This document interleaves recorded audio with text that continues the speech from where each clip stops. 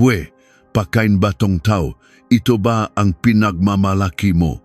Idinura ng biyenan kong si Aling Corazon ang ginungiya niyang kaldereta sa akin at sinampal ang pisngi ko. Dun mismo sa gitna ng selebrasyon ng kanyang ika-60 na kaarawan at anibersaryo ng De Leon Metalworks, sa saliw ng malakas na tugtugan ng videoke at sa kislap ng magabaso ng emperador. Sa isang iglap, isang mainit na bandehado ng kalderetang baka ang tumama sa mukha ko. Pumatak ang malakit na sarsa sa aking nga mata at bibig, habang ang mga tao ay naktatawanan at kinukunan ng cellphone ang kaawa-awa kong kalagayan. Ang asawa ko, wala. Hindi siya lumapit. Nakakahiya ka. Sinisira mo ang party, sabi niya sa malayo. Nang gabing iyon, sa likod ng madilim na bodega ng pabrika, sinimulan kong i-record ang isang eksenang hinding-hindi dapat makunan ng kahit sino. Hinahampas na malamak na hangin ng madaling araw ang namumukto kong piski, ngunit hindi tumihil ang aking makadaliri. At pagkatapos, may tinawagan akong isang numero. May isang taong hihingalin sa galit. Namagana ang dulo ng aking madaliri at halos wala na akong maramdaman. Inalis ko ang lansa, maingat na tinanggal ang bawat hibla ng puting sebo at nakdakdak ng mamahaling sangkap. 3 araw at 3 gabi kong pinakuluan at pinalambot ang karne. Kahit anong sabon ang gamitin ko, hindi malisam nga kamay ko ang matapang na amoy ng sarsa at lansa ng baka. Ngayon ang ika-60 na kaarawan ng aking biyenan at kasabay nito ang anibersaryo ng De Leon Metalworks. Ang maliit na pagawaan ng pamilya nila. Sabi ng iba, mag-catering na lang o magpa-deliver sa hotel. Pero ipinilit ni Aling Corazon na tikman ng gabisita ang luto ko. Anak ng tokwa, ang mahal ng catering. Mas masarap pa rin ang luto mo. Akala ko ay papuri iyon. Kaya't parang tanga akong ngumiti. Hindi ko pa alam noon na iyon ay matamis na pambobola lamang para magamit ako bilang libreng katulong. Sa bakuran ng pabrika ng De Leon Metalworks, nakatayo ang isang makulay na tolda. Maingay ang tugtugan mula sa videoke at nakalat ang mabisitang business partner at empleyado. Ang biyenan ko, nakasuot ng isang maningning na pulang bestida at kumikinang ang gintong kuwintas, ay parang reyna kung makipag-usap sa nga bisita. Sa tabi niya, ang asawa kong si Marco De Leon, ay mas makisig pa kaysa karaniwan sa kanyang suot na suwet, may hawak na basong ng brandy at puno ng kayabangan. Samantala, ako, ilang araw nang hindi nakakapagsuklay, nakatali lang ang buhok, at suwat ang aprong puno ng tilamsik ng sarsa, ay patakbo-takbo sa pagitan ng kusina at ng party area. Sa gitna ng magarbong selebrasyon, ako ay isang dayuhan hindi, isang utusan na walang lugar. Naku, Ma'am Corazon, ang sarap ng handa niyo ngayon. Ang galing niyong pumilingang manugang. Bihira na sa mga kabataan ngayon ang marunong magluto ng ganito. Sa papuri ni Mr. Tan, isang kliyente, humalakak ang biyenan ko habang iwinawasiwas ang kanyang abaniko. Sus, anong magaling diyan? Dahil wala siyang pera, katawan niya ang pinapangtustos niya. Galing kasi sa ampunan, sanay kumain ng tira-tira, kaya siguro magaling magluto. Yan lang naman ang alam niyang gawin. Ang mga salitang iyon na direktang nanlalait sa akin sa harap ng maraming tao na parabang ako ay isang katulong na sinusuri, ay parang mga punyal na tumusok sa puso ko. Nanginginig ang kamay kong may hawak na tray, ngunit kinagat ko ang aking labi at pilit na ngumiti. Umasa pa kasi ako sa kahangalan ko na kapag natapos ng maayos ang malaking okasyong ito, kahit paano ay ituturing na nila akong parteng pamilya. Hindi ko alam na ang pag-asang iyon ay kasinungalingan. 3 taon na ang nakalipas nang magpasya akong itago ang tunay kong pagkatao at nagpanggap akong isang taong walang pamilya at walang yaman sa harap nila. Ang sikretong iyon ang naging pinakamadaling paraan para tapak-tapakan nila ang pagkatao ko sa bahay na ito. Dumating na ang oras para ihain ang main course, ang espesyal na kalderetang baka at sariwang lumpiang sariwa. Sinunod ko ang bawat detalye sa lumang kwaderno ng maresipi na iniwan ng yumaong ina ko. 3 mamahaling grocery store ang pinuntahan ko para lang mahanap ang pinakamataas na kalidad ng karneng baka. Ang totu, hindi galing sa kakarampot na budget na bigay ng biyenan ko ang pinambili ko. Galing iyon sa sarili kong ipon, hindi sa parang palihim na inabot sa akin ng aking ama. Iyon ay isang prime grade, imported na baka na kahit kailan ay hindi pa natitikman ng biyenan ko. Dala-dala ko ang ngapinggan na punong ng aking pagod at kaluluwa at maingat na lumapit sa main table. Nay, tikman niyo po habang mainit pa. Pinagbutihan ko po yan, pinakamagandang karne ang ginamit ko. Tiningnan akong biyenan ko mula ulo hanggang paa. At may pagmamataas na kinuha ang kanyang kubyertos. Nakatutok ang atensyon ng lahat habang isinusubo niya ang isang piraso ng kaldereta. Nagpigil akong ng hininga at tinitigan ang kanyang bibig. Sana masarapan siya, dasal ko. Hindi ko na inaasahan ang pasasalamat, huwag lang sana siyang sumimangot. Ngunit habang ngumunguya siya, biglang kumunot ang kanyang para siyang nakakain ng bato. Idinura niya ang karne sa mukha ko. Gumulong ang pirasong ng karne sa maalikabok na sahig. Hoy, pagkain ba tung tao? Ano to? Po, bakit po, nay? Hindi po ba tama ang timpla? Bigla siyang tumayo. May galit sa kanyang nga mata na hindi ko may paliwanag. Lumapit siya sa akin at walang pag-alinlangang iwinasiwas ang kanyang palad. Plak! Nabingi ako at umikot ang aking paningin. Agad na uminit at kumirot ang piski ko. Ramdam ko ang bakas ne kanyang mga daliri. Hinablot niya ang malaking bandahado ne kaldereta sa aking mga kamay. At walang pag-atubili, ibinato niya iyon diretso sa mukha ko. Pilak sa isang malakit at nakakadiring tunog. Bumuhos na parang talon ang mainit na sarsa ng kaldereta sa aking mukha at puting blusa. Aray, ang init. Wala akong oras para sumiga habang dumadaloy ang malakit at mainit na sarsa sa aking mata, ilong at bibig. Tumagos ang init ng bagong lutong ulam sa aking balat at hinapdingang sarsa ang aking nga mata kaya't hindi ako makakita.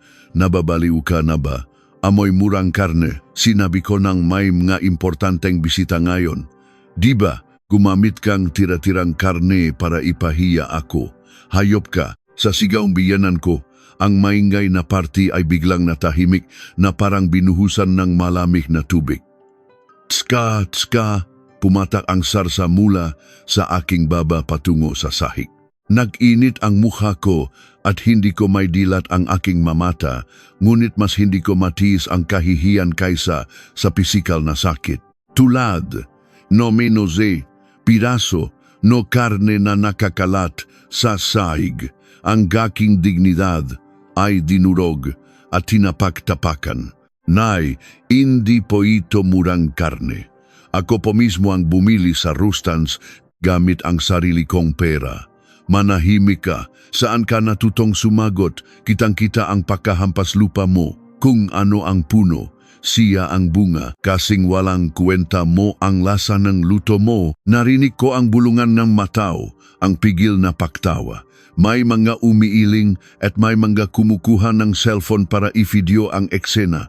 Sa malabo kong paningin dahil sa sarsa, hinanap ko ang asawa ko. Umasa akong kahit siya man lang ang taong nakakaalam na ilang gabi akong nagpuyat para lutuin ito ay tutulungan ako. Ngunit ang asawa ko na nakatayo sa malayo ay hindi man lang lumapit para punasan ako. Sa halip, nakatingin siya sa akin na parang dumi at nakakunot ang noo. Nakakbe pa siya sa katrabaho naming si Jessica Santos, ang babae sa accounting at may ibinubulong dito. Leche, nakakahiya, panira talaga ng party. Sa sandaling iyon, may narinig akong parang naputol sa loob ng utak ko.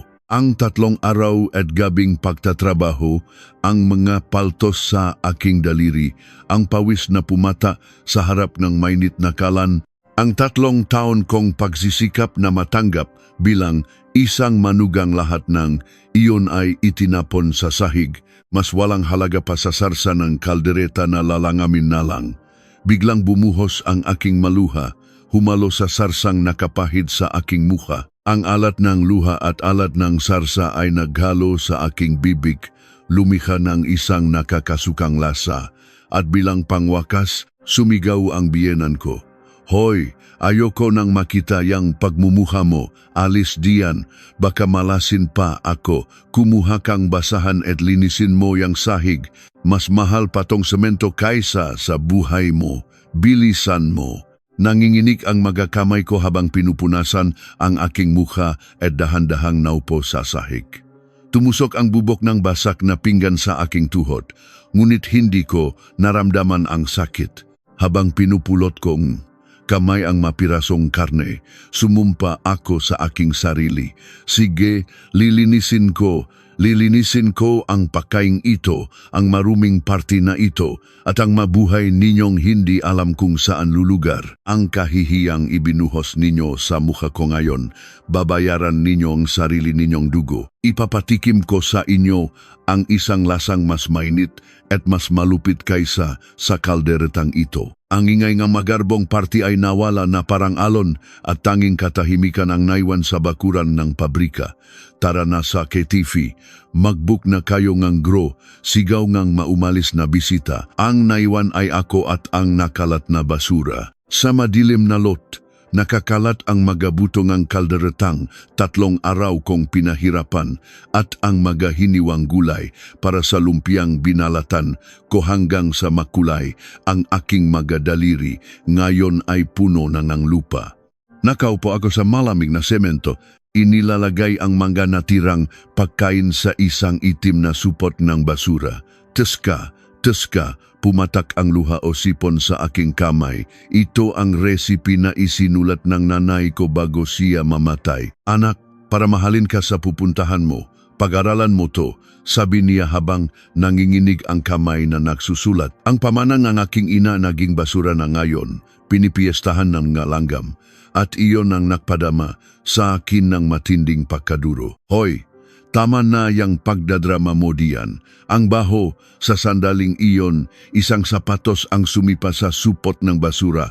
Sa harap ko, nang iangat ko ang aking ulo, nakita ko ang namumulang mukha ng lasing kong asawa. Umasa akong kahit man lang siya, tatanungin ako kung okay lang ako matapos buhusan ng mainit na sabaw ang mukha ko.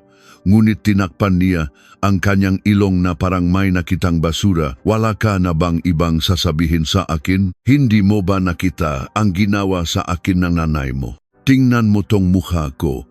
Sinampal na, napaso pa. Sino bang may sabing gumamit kang murang karne? Alam mo namang mainitin ang ulo ni nanay. Bakit mo pa ginawa yon para sirain ang party? Dahil sa'yo, hindi ako makaharap sa mga kliyente ko. Sinisipa ako ng asawa ko. Ganito pala ang pakiramdam ng gumuho ang mundo mo. Nanginginig ang boses ko habang sumasagot. Hindi yon murang karne. Alam mo yan, kakarampot lang ang budget na binibigay ng nanay mo sa akin. Galing to sa ipon ko. Prime grade imported beef yon. Tama na, ayoko nang marinig yang mga palusot mo. Linisin mo na yan at umuwi ka na. Huwag kang sumakay sa kotse, ang baho mo, magtaksi ka na lang. May asikasuhin pa kami ni Jessica sa opisina, kaya huwag mo na akong hintayin. Sa gabi ngang anibersaryo, lasing at may asikasuhin sa opisina, isang malamig na kaba ang gumapang sa aking likuran. Ito ba ang tinatawag na kutob ng babae? Iniwan ko ang supot ng basura at tahimik na sinundan ang aking asawa. Madilim at walang ilaw sa likod ng bodega ng pabrika. Dahan-dahan akong naglakat, nakadikit sa pader nang may marinig akong mahinang ilaw at hagigikan mula sa isang sulok. Babe, nakita mo ba kanina yung mukha nung baboy na yon nung binuhusan ng kaldereta? Ang epic, para siyang basurang natapunan ng pagkain. Pamilyar na boses ng babae. Si Jessica Santos, ang babae sa accounting. Ang babaeng buong gabi ay dikit ng dikit sa asawa ko at naksasalin ng alak. Nagtago ako sa likod ng isang drum at sumilip. at nasaksihan ko ang isang nakakasukang eksena. Niyakap ng asawa ko si Jessica sa bewang at hinalikan ito ng mariin. Babe, hanggang kailan mo ba titiisin yang babaeng yan? Ang baho niya, paano mo natatagalan? Sabi ni Jessica habang tinutulak ng bahagya ang dibdib ni Marco. Hinawakan ni Marco ang kamay niya. Konting tiis na lang. Ayaw din naman ni nanay sa kanya. Wala siyang dalang pera. Wala siyang silbi.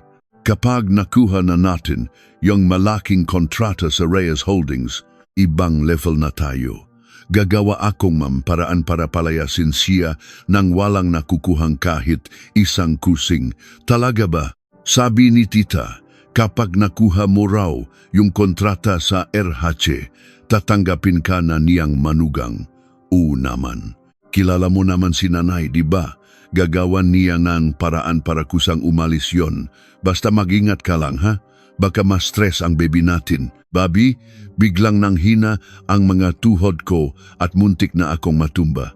Hindi lang kabit, buntis pa at ako, heto, nagpupulot ng mabutong kaldereta. Sige na babe, umalis ka na. Baka mahalata ka pa nung bruha. Mahalata. Tanga yon. Walang alam yon. I love you. Nagpatuloy pa ang kanilang nakakadiring lambingan. Tinakpan ko ang aking bibig at tahimik na sumigaw. Walang luhang lumabas. Ang lungkot ay biglang naglaho at napalitan ng isang malamig at matalim na galit. Kontrata sa Reyes Holdings. Palayasin ako. Sige, ang pinapangarap ninyong Reyes Holdings, ipapakita ko sa inyo kung sino talaga ang nagmamay-ari niyan.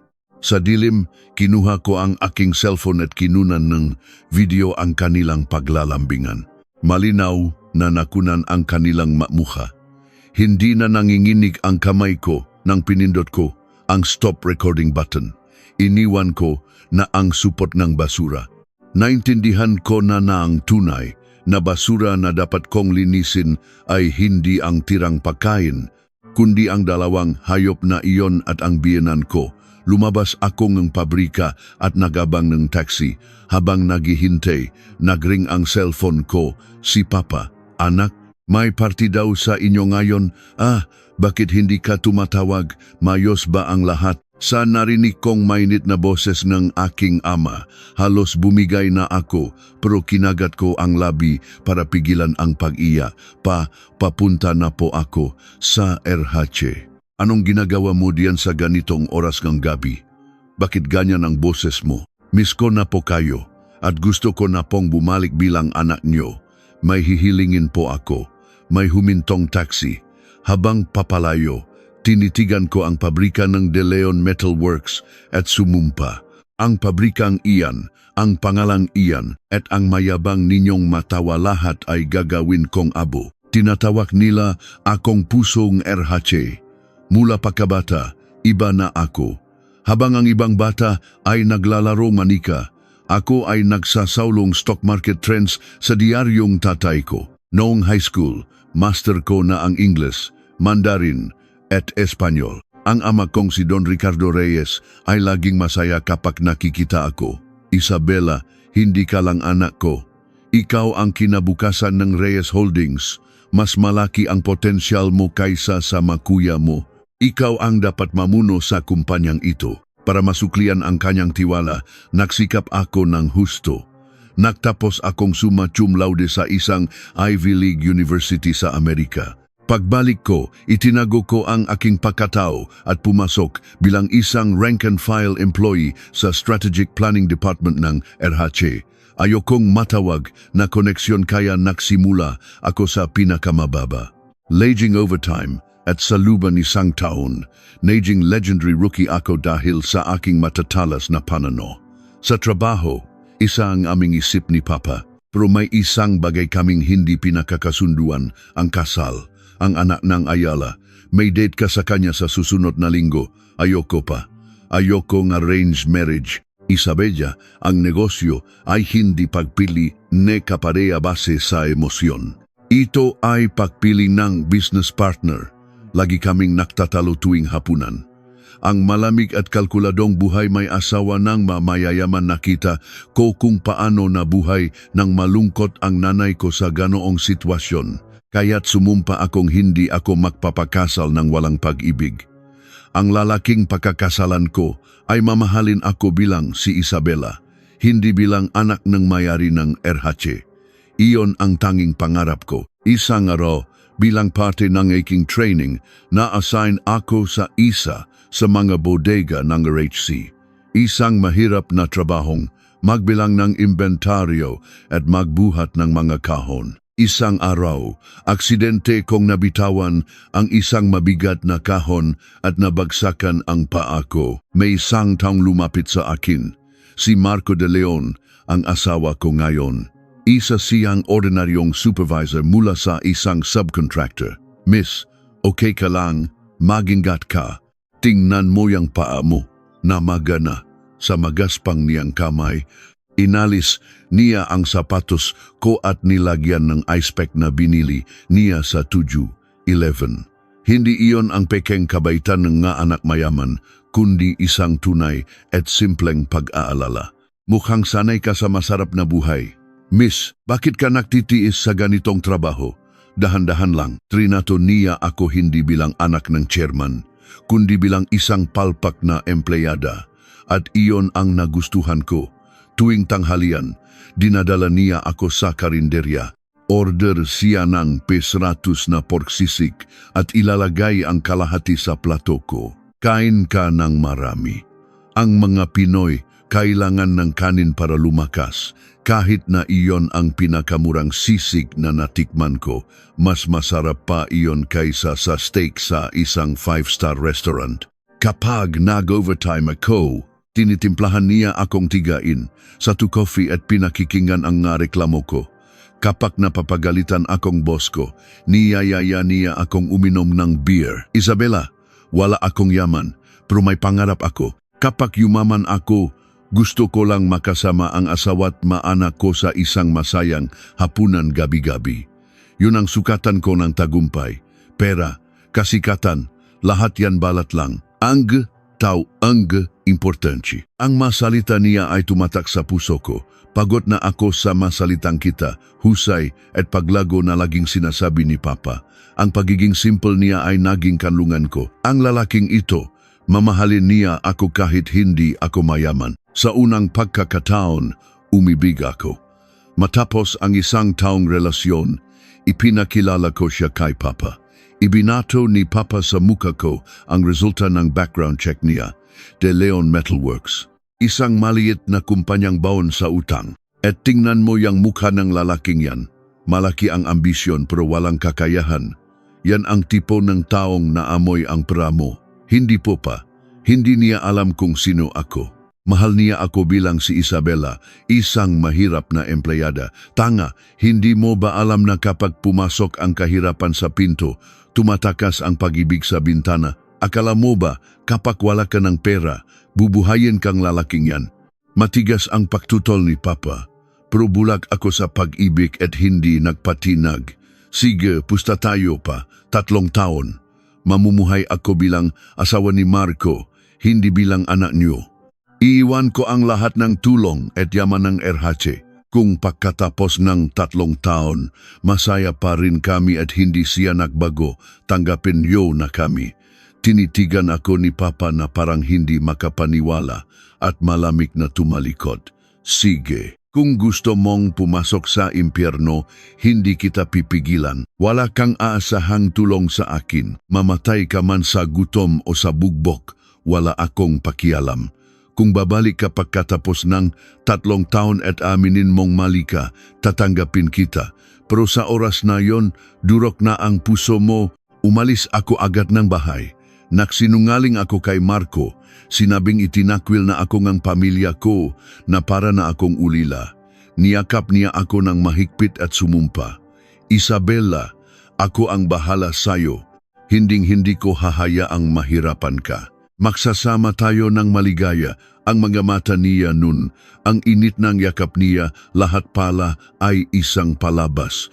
Isang kabaitang maglalaho kapag nalaman niyang wala akong yaman. Hindi naktagal at naintindihan ko iyon. 3 taon. Sa paglipas ng panahon, tulad ng hula ni Papa, ang pag-ibig ko ay dinuro ng panlalait ng aking biyenan at ng pagwawalang bahala ng aking asawa. Napangiti ako ng mapait habang nakasandal sa bintana ng taksi. Ang mukha kong nakikita sa salamin ay hindi na ang matapang na legendary rookie kundi isang kaawa-awang babaeng binuhusan ng sarsa ng kaldereta. Isang lumang taksi ang huminto sa harap ng isang dambuhalang gusaling salamin. Sa ilalim ng maningning na gintong ilaw, ang itsura ko ay hindi bagay sa lugar. Isang blusang nanigas dahil sa sarsa, isang malinaw na bakas ng sampal sa pisngi, namumulang balat at magulong buhok. Para akong isang dayuhan mula sa ibang dimension. Pagpasok ko sa lobby, narinig ko ang malakas na tunog ng aking rubber shoes sa makintab na sahig na marmol. Iba ang hangin dito. Sa lobby na may amoy citrus, kumalat ang amoy ng sarsa at lansa ng karne. Napapangiwi ang mga empleyadong dumaraan at sumusulyap sa akin. Ang nasa mata nila ay halong pagamak at pag-usisa. Ang matinging sanay na akong matanggap sa loop ng 3 taon sa bahay ng biyenan ko. Hoy, miss, hanggang diyan ka lang, isang security guard ang humarang sa akin. Tiningnan niya ako mula ulo hanggang paa at kumunot ang no, bawal ang hindi autorisado dito. Kung delivery ka, doon ka sa service elevator sa likod. Bakit dito ka dumadaan?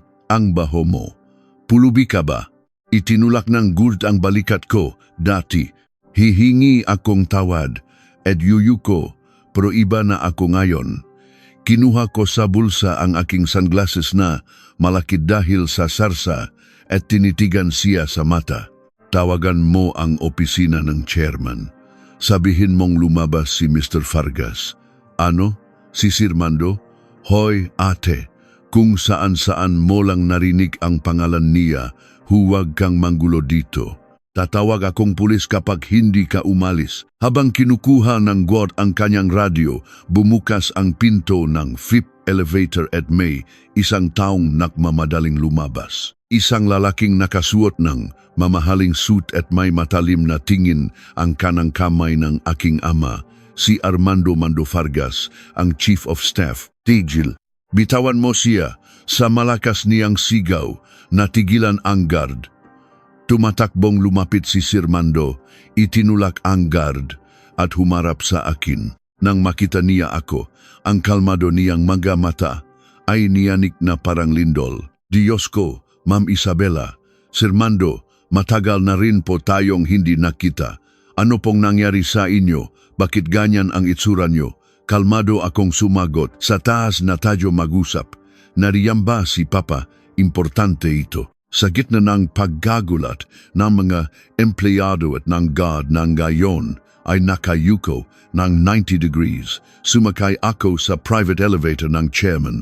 Habang mabilis na umakyat ang elevator, nakita ko ang refleksyon ko sa gintong pinto. Gusgusin ang itsura ko, pero buhay ang aking mamata. Ang asawang si Isabela na nagmamakaawa para sa pagmamahal ay wala na. Ding, nakarating kami sa penthouse floor. Pagbukas ng mabigat na pinto ng opisina, nakita ko ang nag-aalab na mailaw ng siyudad mula sa malaking bintana. Nakatalikot si Papa, nagbabasang madokumento at lumingon. Oh, anak, andiyan ka pala. Bakit hindi ka nagsabi? Natigilan ang kamay ni Papa sa ere. Nahulog ang madokumento sa sahig. Hindi siya makapaniwala habang lumalapit at hinawakan ang aking mga balikat. Mas malala siguro ang itsura ko sa malapitan. Ang bakas ng sampal, ang amoy pagkain, at ang mapisnging may bakas ng luha. Nagsimulang manginig ang labi ni Papa. Isabela, anong nangyari sa'yo? Sinong demonyo ang gumawa nito sa pinakamamahal kong anak? Hinawakan ko ang nanginginig niyang kamay at yumuko. Patalo po ako. Tama po kayo. Naalala ko ang sinabi ni Papa noong umalis ako. Ang pustahan naming itago ang aking pagkatao, ang pag-asang walang kinalaman ang pera sa pag-ibig. Isinugal ko ang sarili ko, pero ang pustahan na iyon ay naging impyerno. ang lalaking iyon, ang masipak na lalaking iyon. Dahil wala kang pera, ipinakita niya ang tunay niyang kulay. Tumango ako. Opo, sabi niya, wala akong halaga dahil wala akong yaman. Ang 3 taon kong pag-alaga, ang pagmamahal ko. Itinapon niya kasama ng kaldereta kanina. Niyakap ako ni Papa ng mahigpit. Sa magaspang promainit niyang yakap, doon na ako humagulgol na parang bata. Tanga kong anak. Pero ang importante, nakabalik ka ng ligtas. Talo ka sa pustahan. Kaya tuparin mo ang pangako. Bumalik ka na. Pinunasan ko ang aking luha at kumalas sa yakap niya. Tinitigan ko siya sa mata.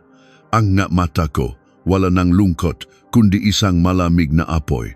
Opo, babalik ako, pero hindi basta-basta. Ang 3 taon kahihiyan, ang dinurok kong dignidad, babawiin ko lahat kasama ang interes. Tulungan niyo ako, Pa. Ang mahayop na yon, dudurugin ko sila ngayon din. Hindi po, masyadong madali yon. Hindi sila karapat-dapat sa ganun. Hindi ako papayag na ganun lang. Umupo ako at inayos ang magulo kong buhok. Itataas ko sila, malamig kong sabi. Itataas ko sila sa lugar na hindi nila kailanman pinangarap hanggang sa lumutang na sila sa alapaap at akalay nilang kanila na ang mundo. At sa sandaling magbubukas na silang siyampan, sa sandaling iyon, ako mismo ang magtutulak sa kanila pababa. Nanahimik sandali si Papa at isang malamig na ngiti ang sumilay sa kanyang labi. Pinindot niya ang intercom. Lahat ng team leaders ng strategic planning magdipon sa main conference room ngayon din. Ang target, De Leon Metalworks. 10 minuto. Ilang sandali pa, ang pinakamatalinong isip kam RHC ay naktipon na. Kahit gabi na, matalas ang kanilang mga tingin. Suot ang bagong Amerika na nabigay ni Sir Mando. Umupo ako sa dulong mesa. Sige, magsimula na tayo. Ang pangalan ng operasyon, De Leon Hunt. Tumingin ako sa paligid. Ang De Leon Metalworks ay may malaking ambisyon ngayon. Gagamitin natin ang ambisyong iyon. Ihahain natin ang isang exclusive contract bilang pain at hahayaan nating sila mismo ang umakyat sa bundok ng utang. Pero dapat may kasamang patibong sa kontrata. Tumango si Papa. Maglagay kayong bitag, isang matibay na bitag. Mabilis at palihim ang naging operasyon. Kinabukasan, sa bakuran ng De Leon Metalworks na puno pang ng kalat mula sa party, isang itim at makintab na sasakyan ang pumarada. Isang sasakyang para lang sa ma-executive ng RHC. Gulat na gulat ang biyenan ko at si Marco. Binuksan ng driver ang pinto at bumaba ang isang lalaking nakasuot ng mamahaling Italian suit. Si Sermando Vargas, ang aking general sa operasyong ito. Gamit ang isang peking business card na nagsasabing siya ang head of procurement, Reyes Holdings, pumasok siya sa opisina. Dito po ba ang De Leon Metalworks? Kayo po ba si Mrs. Corazon De Leon? Agad na naramdaman ng biyenan ko na importante ang bisita at dali-daling tinanggal ang kanyang apron. Opo, ako nga po. Sino po sila? Magandang araw. Ako si Armando Vargas, Head of Procurement ng Reyes Holdings. May espesyal na utos mula sa chairman.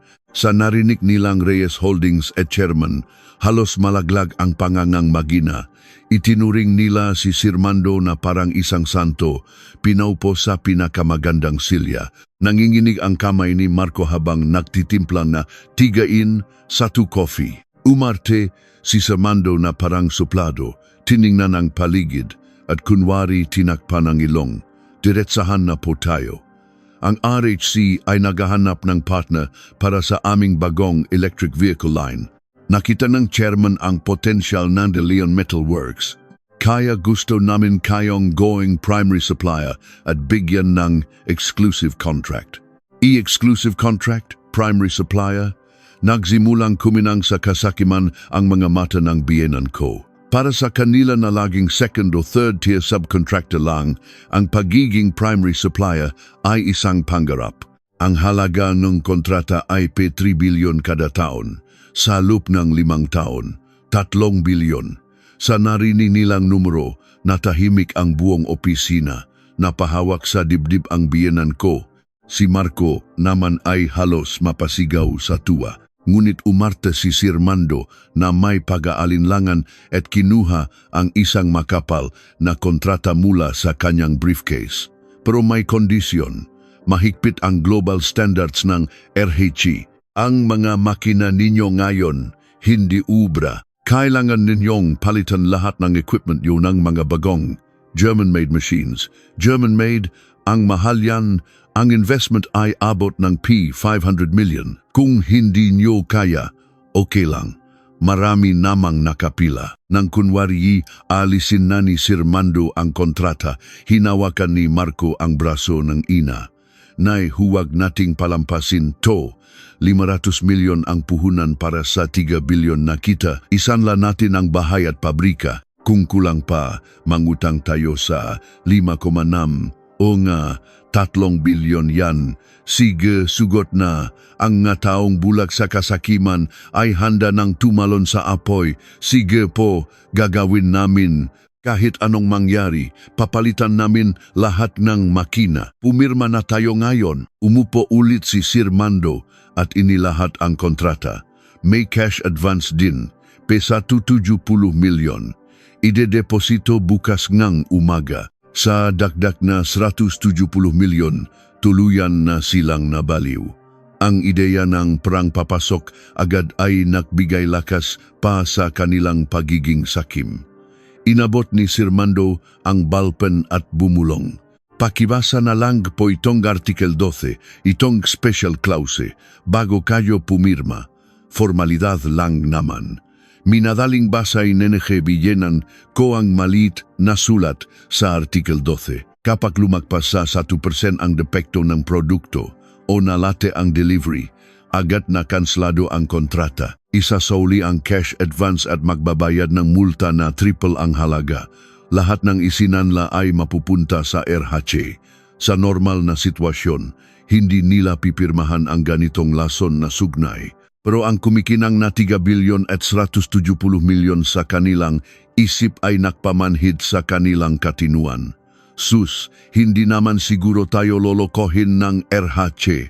Magaling ang gawa namin. Tumawaan ng malakas ang biyenan ko at ipinukpok ang selyo sa kontrata. Ang tunog niyon ay parang pagpirma sa sarili niyang death warrant.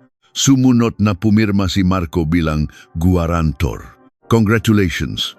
Magkapartner na tayo, sabi ni Sir Mando na may makahulugang ngiti. Pagkalis niya, naksigawan sa tuwa ang mag-ina sa opisina. Ma, panalo tayo, mayaman na tayo. Siyempre, ang suwerte ko sayo, anak. Nagyakapan sila at nagsayawan. Agad silang tumawag sa bangko at sa mga nagpapautang.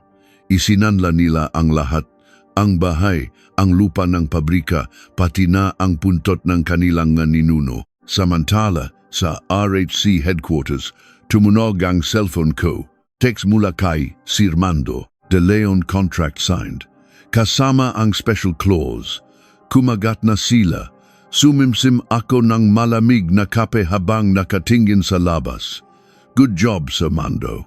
Hayaan muna natin silang managinip. Mas masakit ang pagbagsak kapag galing sa mataas. Mula nang pumirma sila sa kontratang may lason, ang pamilya de Leon ay parang nanalo sa loto. Giniba ang pader ng pabrika para makasya ang mabagong makinang galing Germany. Sumasayaw ang biyanan ko sa tuwa habang si Marco ay naglalaro ng hepe. Hoy Isabela, bulak ka ba? Nakikita mo ba tong mga makinang to? Pera to, pera, magabagay na hindi mo makikita sa buong buhay mo. Kumakanta-kanta pa si Marco habang nagyayabang. Ngumiti lang ako sa isip ko. Sa labas, nakayuko lang ako habang lalo silang nagyayabang. Lalong bumibigat ang lubid na nakasabit sa kanilang mga lig. Habang nasa kasugdulan ang kanilang kayabangan, may isang pangyayaring nagdakdak ng gasolina sa apoy. Isang gabi, habang nag-inuman sila para ay celebrate ang kontrata, dumating si Jessica Santos na may dalang check. Mas magarbo at mas sexy ang kanyang suot. para na siyang nag-aasal na may-ari ng bahay. Tita, congratulations po. Dala ko po ang pinakamahal na champagne. Naku, ang suwerte kong anak. Nandito ka na pala. Halika, hoy manugang. Anong tinitingin-tingin mo diyan? Hindi mo ba bibigyan ng baso si Jessica? Kumuha ako ng baso at inilapag sa mesa. Tiningnan ako ni Jessica, umirap at tumabi sa biyenan ko. Tita, sa totoo lang, malaki po ang naitulong ko sa kontratang 2. Yung head ng procurement, hindi inalis ang tingin sa akin. Nagpa-cute lang ako ng county. Ayun, pumirma agad. Nakisakay naman ang mag-ina. Siyempre, dapat ganyan ang babae. Madiskarte, hindi tulad nung isa diyan na laging nasa kusina. Tama ka, babe. Ikaw ang nag-ahon sa pamilya natin.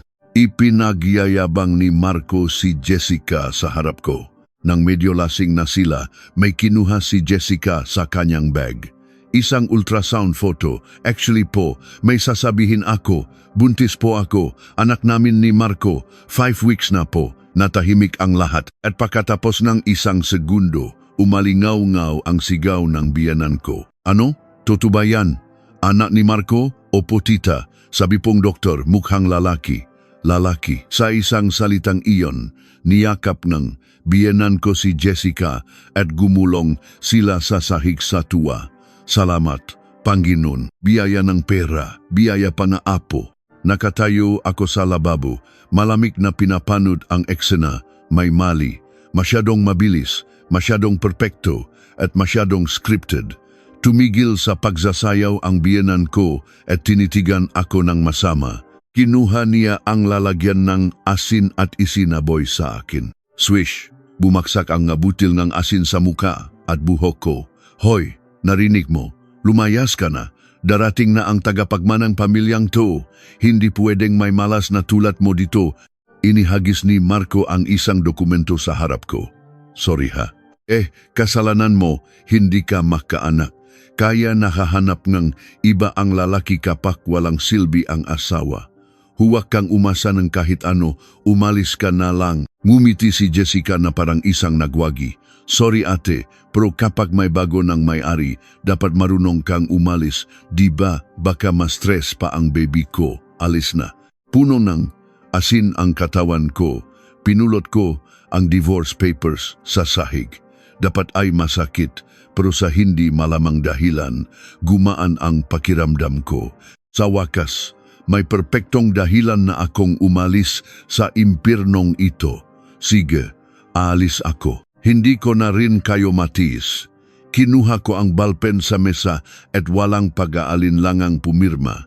Swish, malakas ang tunog ng panulat, ha? Seryoso ka? Bawal nang magbago ang isip mo, ha? Gulat si Marco. Akala niya siguro ay iyak ako at magmamakaawa. Pumasok ako sa kwarto para kunin ang mga gamit ko. Habang inilalagay ang ilang damit sa isang supot, napansin ko ang isang plastic envelope sa ibabaw ng aparador. Isang envelope na may logo ng isang hospital at sa loob, isang papel. Isang dokumentong parang sadyang iniwan ni Jessica. Kinuha ko iyon at isinilit sa aking bag. Hindi ko kailangang gamitin ngayon. Gagamitin ko ito sa tamang panahon. Pumunta ako sa kusina at kinuha ang isang lumat, yuping kaserola. Regalo ito ni Mama bago ako ikasal. Anak, kapag nahirapan ka, magluto kang noodles dito para maalala mo ako, sabi niya. Sa ilalim ng kaserola, may nakatagong isang waterproof pouch, isang piraso ng papel mula sa recipe book ni Mama, at isang emergency contact card. Tiningnan ko ito at itinago ulit. Naku, ang cheap. Yan lang ang dadalhin mo. Yang yuping kaserola, sisayo na yan, habang buhay mong yakapin yan. Naktatawanan ang biyenan ko at si Jessica. Niyakap ko ang kaserola at tumayo sa pinto. Huli ko silang tiningnan sa mata. Ang biyenang sakim, ang asawang duwag, at ang kabit na sinungaling. Makinig kayong mabuti. Huwag ninyong maliitin ang kaserolang ito. Darating ang araw, malalaman ninyo na mas mahal pa ito kaysa sa mga buhay ninyo. At sa araw na iyon, kahit lumuha pa kayo ng dugo, huli na ang lahat. nababalif ka na ba? Hanggang sa huli, nagbabanta ka pa, blag, isinara ko ang pinto. Sa pagsara niyon, natapos ang 3 taon kong impyerno. Malamig ang hangin, pero pakiramdam ko ay napakasariwa. Habang naglalakad, nakvibrate ang cellphone ko. Si Sir Mando. Ma'am, handa na po ang lahat. Naka-standby na ang medical team. Nakabook na rin po kayo sa salon at stylist bukas. Oras na po para bumalik. Hindi ako lumingon. Sa malayo, nakita ko ang anino nila sa bintana, nagbubukas ng champagne. Sige, uminom kayo. Magsaya kayo. Dahil ang champagne na iyan ang magiging lason na sasakal sa inyo. Ang medical team ng RHC ay parang isang private emergency room. Ginamot nila ang mga paso sa aking muka at lig. Sa bawat pagapti ng gamot, naalala ko ang sandaling ibinuho sa akin ng kaldereta. Ang kahihiyang iyon ay hindi sa balat, kundi sa buto tumagos. Tiningnan ni Papa ang kalagayan ko at tumango lang. Tinawag niya si Sir Mando, ayusin mo lahat ng ebidensya. Simple lang, walang paligoy-ligoy. Kumikilos na si Sir Mando. Ang video ng pangangalo niya ay ipinasa na sa legal team. Ang mamahahalagang linya sa usapan nila palayasin ng walang nakukuha. Kapag nakuha, ang kontrata sa RHC ay naging mga katotohanan. At ang envelope na kinuha ko, pinabuksan ito sa legal team.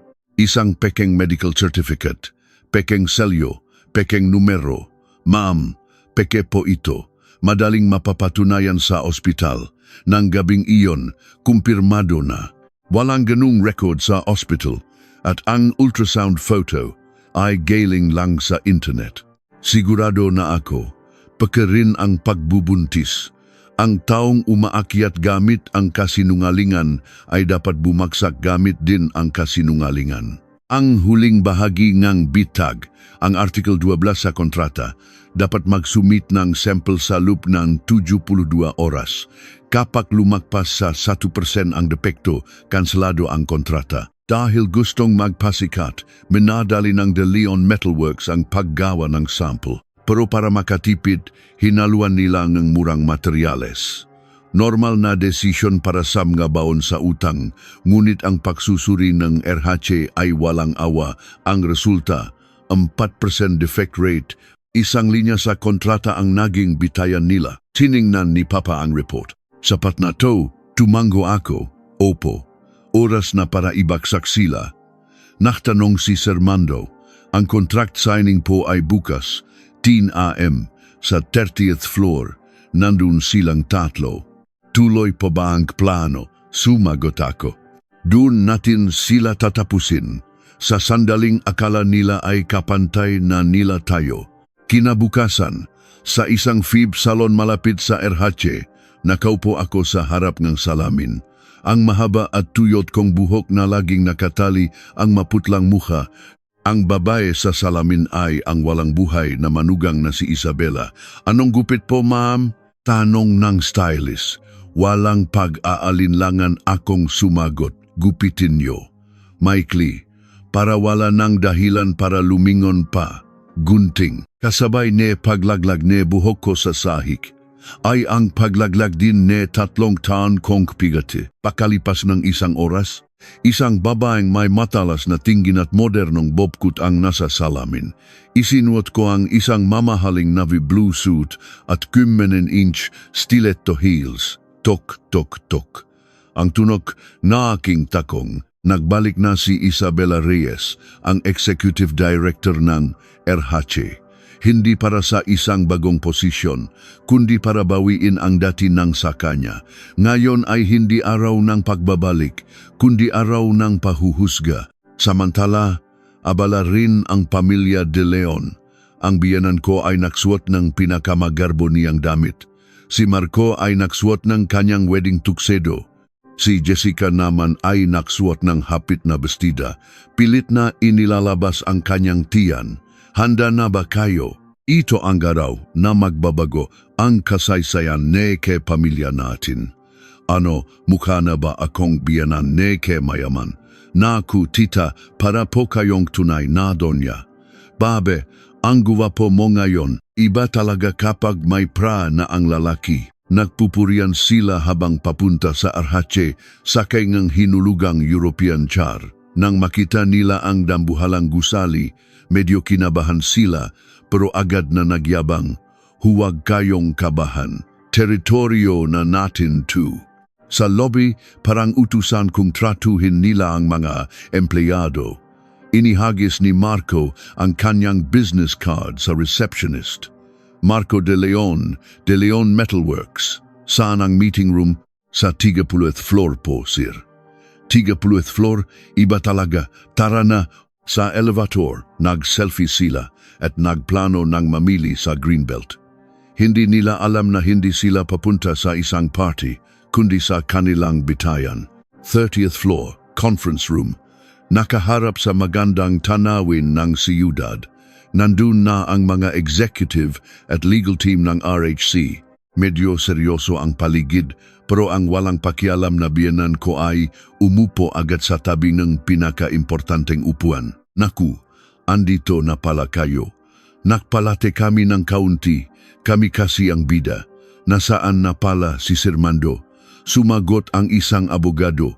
Paparating na po. Ang final approval ngayon ay gagawin mismo ng acting executive director, maghintay lang po. Executive Director. Ang pangalawa sa chairman. Marco, umayos kang upo. Dapat magustuhan ka niya para matulungan tayong magipo. Lumunok sila at naghintay.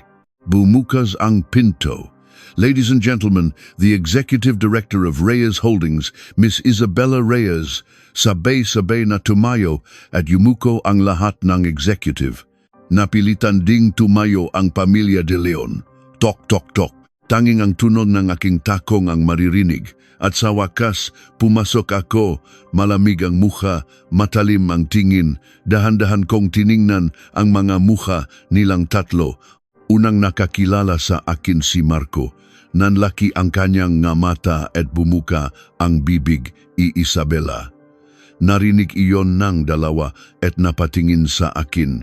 Ang biyanan ko napaatras na parang nakakita ng multo. Manugang, anong ginagawa mo dito? Si Jessica hindi maintindihan ang nangyayari. Ate, nagtatrabaho ka na dito. Bakit ganyan ang suot mo? Sumigaw si Marco. Nababaliw ka na ba? Saan mo ninakaw yung damit mo? Lumayas ka dito. Guard, hindi kumilos ang mga executive. Naglakad ako papunta sa pinakadulong upuan.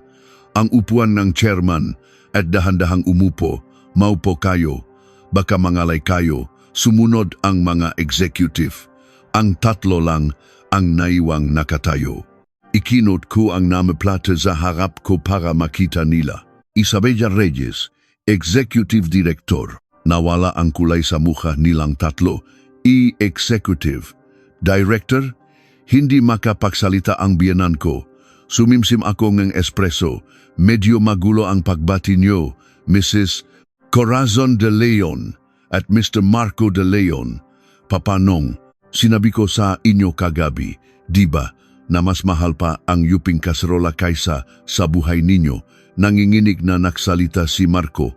Isabella, taga Reyes ka.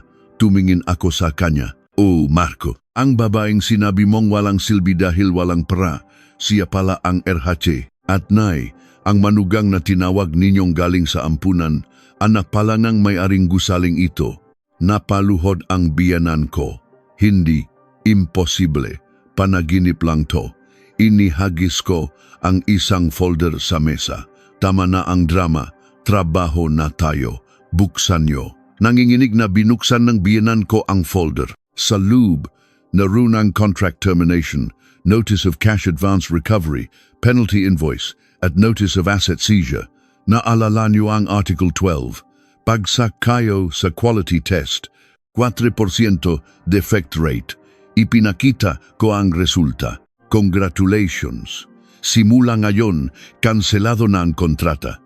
Isasauli nyo ang 70 milyon at magbabayad nega multa na 500 milyon. Ano? 510 milyon? Wala kaming ganyang pra. Ngumiti ako.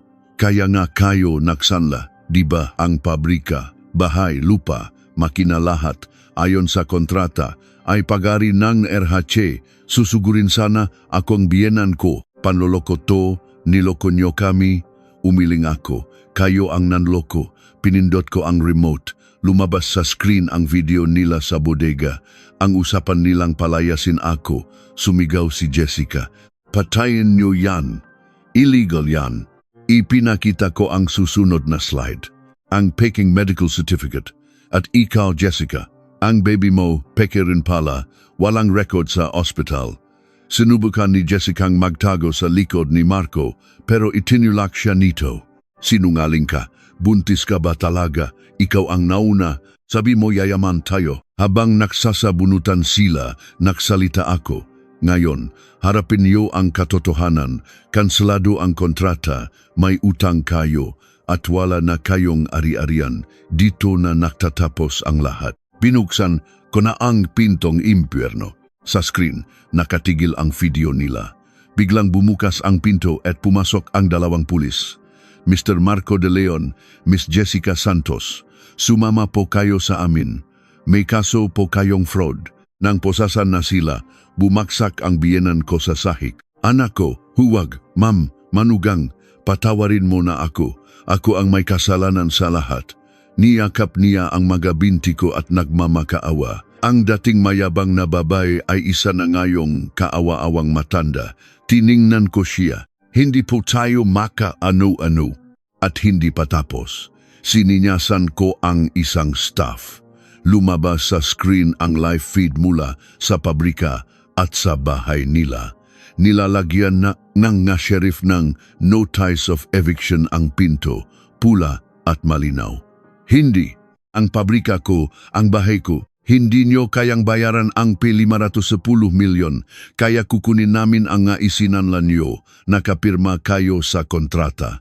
Lumuhod si Marco sa harap ko, Isabela, mahal, patawarin mo na ako. Nagkamali ako, nagmahalan naman tayo, di ba? 3 taon tayong nagsama, isa pang pagkakataon. Naalala ko ang mukha niya noong binuhusan ako ng kaldereta. Ang sinabi niyang, nakakahiya ka. Kumuha akong isang plastic bag sa ilalim ng mesa. Inilabas ko ang isang cup noodles at isang piraso ng tinapay. Ibinato ko iyon sa harap nila. Nagugutom na siguro kayo. Tanda ng pinagsamahan natin sa inyo na yan. Mas bagay yan sa panlasa nyo kaysa sa luto ko, Isabela. Binuhat na sila ng mga security. Hindi nyo ako kilala. Biyenan ako ng executive director. Isusumpa kita, demonyo ka. Hanggang sa mawala ang sigaw niya. Hindi ako kumilos. Natapos na ang 3 taon kong impyerno. Ang De Leon Metalworks ay nawala na.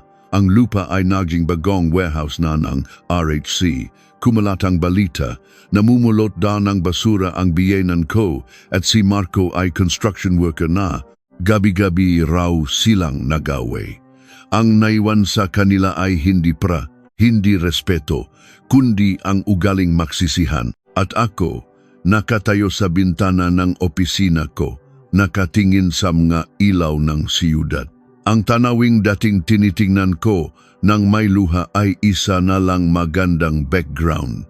Minsan pagkatapos ng trabaho, kumakain ako ng kaldereta mag-isa sa isang mamahalin at masarap na restoran. Habang kumakain, naisip ko, ang pinakamagandang paghihiganti ay hindi ang pag-isipan sila, kundi ang mabuhay ng napakaganda na parabang hindi sila kailanman umiral. At pag-uwi ko, kinukuha ko ang yuping kaserola at pinupunasan. Dahil ang pinakamahalagang kaserola ay hindi ang pinakamahal, kundi ang nakbalik sa akin sa aking tunay na lugar.